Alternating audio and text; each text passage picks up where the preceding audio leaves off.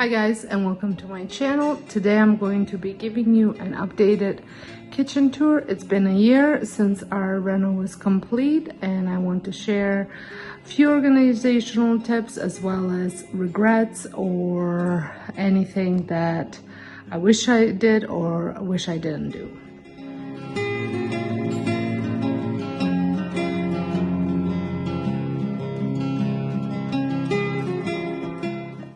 So here is what the kitchen looks like in case if you're stopping by my channel for the very first time. And I'm going to insert a photo here for you to see what the kitchen used to look like.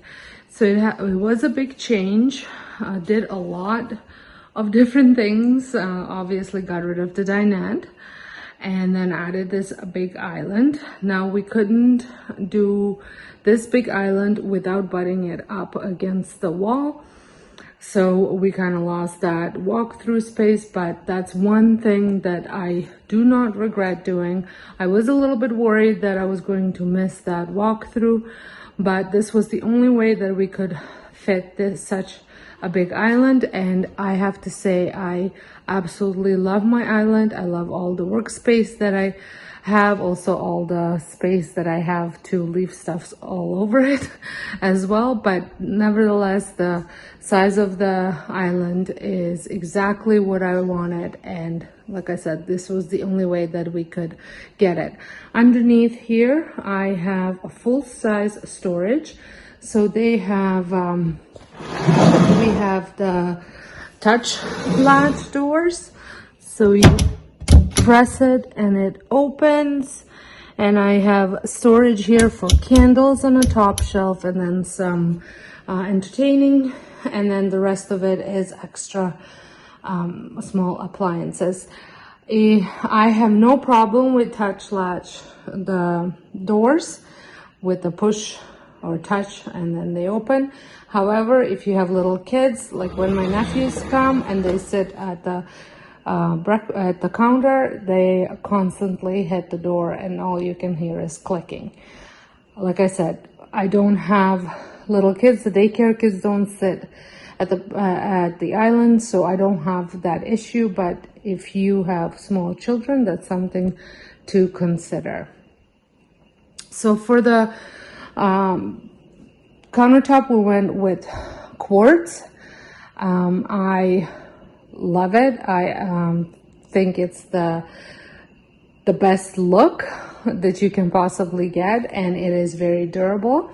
There are little things about it that sometimes bother me, but they're easily fixed. Is that if you, so let's say, spill a little bit of turmeric on the counter, it will stain, and you have to use, what I use is Vim bleach, or Norwex paste also works, but sometimes you have to bring out the Vim with bleach is the only thing that will remove the stain, and it will remove any scuff marks as well that might be left from anything really, and that, like I said, the Vim works really well. I'm not a huge fan of using anything with bleach, but it is the one thing that will for sure clean it, especially over here where my coffee maker is, because sometimes there's water that overflows because it does this whole thing where it cleans itself, and if you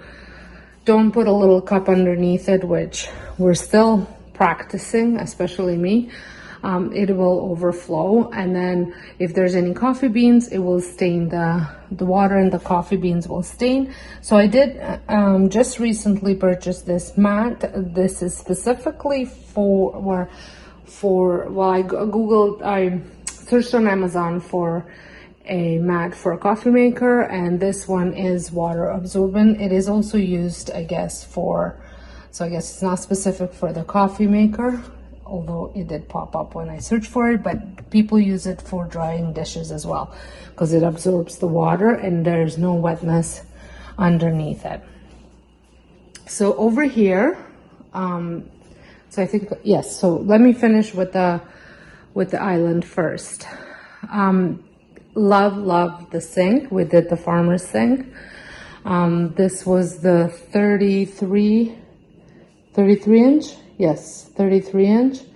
I love it. I love the size. I love the depth. Again, have the same issue with the sink as with the counter. If you do something that stains it, you do have to bring out the Vim to clean it. I did hear that Barkeeper's Secret, is it, or something like that, works as well. I have never tried it, but the Vim with bleach works. So the faucets are Brizo faucets, both of them. That's for our RO, and that's for just obviously normal faucet. And in here we have storage under the sink, the usual storage. I'm not going to share that because it's not organized. I haven't organized it yet. That's the last thing that I'm gonna work on. Over here is garbage, which is dual garbage. We got garbage and recycling. And then this is my junk drawer. Now, from the last time that I shared, I did organize this. I added 2 of these bamboo storage cubes, so whatever they're called. They are from Dollarama. And then I had the clear storage bins there as well from Dollarama. Every kitchen needs a junk drawer. And then over here, which I'm sure I share this is my dog feeding drawer. So I have the food, I have everything they need, and then there are treats in here, and it's nicely hidden, and their bowls are over there. Now, if we spin around, actually, I'm going to start over here. The one regret that I have with the pantry and this whole setup is that I wish it was about a foot bigger. I don't know what happened and why we didn't go a foot bigger, but I would have loved to have a little bit more space right in the middle. Over here is my overflow of stuff, anything extras that I have. And then I did a full video on how I organize this, but I will link it up in the sky for you to check it out if you want to see how I organized this. So this section is my baking, kind of my, pretty much baking supplies, breakfast supplies, snacks, breads, and then extra dog treats and extra flowers, sugar, and anything that I might have in these bins. There's a bin with all the extras. And then in here, I'm pretty sure I've shared this. I just have the 4 appliances in here. I just love having these. These are the ones that I use the most. Instead of going constantly down to the basement to get them, it's been great to have them. In here, I don't even know whether this area is clean. I just have the appliances that we use daily. So there's a toaster, sandwich press, smoothie maker, tea kettle, and then our water bubbly thing. I forget what that's called. Soda stream. Thank you. So that's what's in there. Like I said, it would have been nice if it was about a foot bigger. So down here, the only difference is I did organize my supplement drawer because it was a total disaster, and it's been organized now for about 2 months. So I love the way it's working, and we are able to keep it this way. Then moving over to this side, again, like I said, I have a full video on all the organization that I did in here. And over here, I keep extra spices, sauces, things like that. Then I have all of my spices. And then I have rice, quinoa, and pasta. And then extra spices. And then just extra, again, all the extras in here. Like I have extra pasta, extra sauces, ketchup, mustard, mayo, and then all the nut butters and coconut milk in here. I love having the extra storage because all of that would have been in the basement or in my pantry that I had in the mudroom. If you've been here long enough, you probably remember that. So it's nice that I have enough storage for all of that. And then in these drawers, I have pots and pans over here, more than frying pans there, rags, and then in here I have cutlery storage. There is a small, not a regret, I don't regret. I love this drawer setup. I love how double it is and what it serves. However, it did take us about good 6 months to get used to putting forks back and forth, because if we stack them all on top of each other, they would get stuck underneath and then we wouldn't be able to open the drawer. So that would have been the only thing that I would have maybe done differently, is taken this drawer and maybe made it in a smaller version of it in here just for these items, and then had this one for all the rest of the stuff. But we are getting used to this and we're doing a little bit better in that, stocking them all the proper way. So then moving over to this drawer, I did organize it with these bamboo dividers. I could have gotten the kitchen company to do a built-in ones, one of those things you don't think of, but these work really well. The only thing is, Dollarama no longer has any. I hope that they get more, because I could use maybe about 2 or 3 more for a different drawer. I'll show you which drawer that is. So here I keep all the knives, my rolling pin, and then my oven mitts. And then this drawer, I think I finally kind of figured out what works. I did remove the middle shelf that was here. It's in storage, and then I moved this one lower. I'm grateful that the designer said that she designed these drawers because she found it herself that she benefited when they were adjustable instead of set in place and you couldn't move, because these bottle like this, which is the avocado oil, is quite large. So I had to lower it in order to fit it in.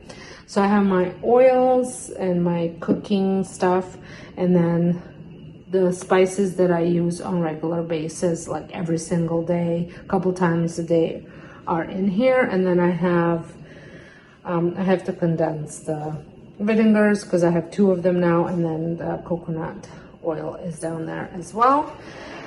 And then on this side, I have my large spatulas, and I'm not utilizing the space over there. At one point I did have barbecuing tools down there, but my husband didn't like that idea, so not sure if I'll ever put anything down there. We'll see. Then the corner unit has all of my cast iron and stones, and then in here, oh, this is new. So in here, I have this little thing. It is from Temu, and I did order I thought I ordered the bamboo. They did send me the white one, so we'll see if I'll get another one. But, and I have to definitely get more Ziploc bags, and then there's, I need aluminum foil, clear foil, and then I have this giant one that I always buy at Costco of parchment paper, so that wouldn't fit. And then I also still have room for other storage in there, but this had made a difference in this drawer instead of having all those boxes that didn't look good. This looks good. And then here is the microwave and all my fruit. And then over here I have just measuring cups, measuring spoons, more measuring bowls. Then I have like shredders in here, cheese shredders, and all that stuff. And then just odds and ends. And then couple choppers up there as well, and mandolin and all that kind of kitchen supplies that you use on more regular basis. And then up here I have a giant bottle of balsamic vinegar. I don't know why this is in here. I'll move that under the sink. A salad spinner, and there's something else down up there. Not quite sure what that is. And then over here I have cutting boards, my baguette pans, risers for the roasters, and cookie cooling racks in here. And that was part of the kitchen design. And then moving over here is my floating shelves, which I absolutely love. Wish this was a tiny bit bigger, but I know that it probably wasn't possible with the space, but it would have been nice if it was maybe half a foot bigger. And then, so this is where those dividers, I would like to have maybe a few more, so I can just add all the teas in here. And then over here are mugs. And then in here is probably the one drawer that's least organized, which could probably use some dividers and some sort of an organizational system. I'm just not sure what to do here. This is extra coffee. Any overflow from this drawer is down there. So that concludes the tour. So like I said, I have a couple regrets. Probably the biggest one is not making that bigger. Can I live with it 100%? Am I overly satisfied? Of course. I absolutely love my kitchen. If I did it again, probably would go with the same design because I love it so much.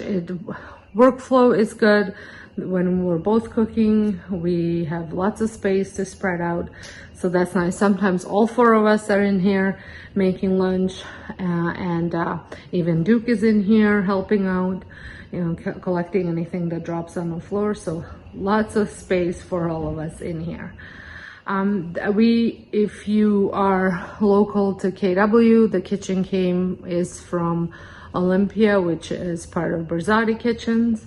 All of my appliances are from TA. They are KitchenAid fridge, stove, and dishwasher. The hood is, do you remember what the hood is? Venezia? You can't hear me. I'm not quite sure. I think there's, it's a Zephyr hood. And I think it's called Venezia or something like that. The coffee maker is DeLonghi Dynamica. The sink is by Kohler.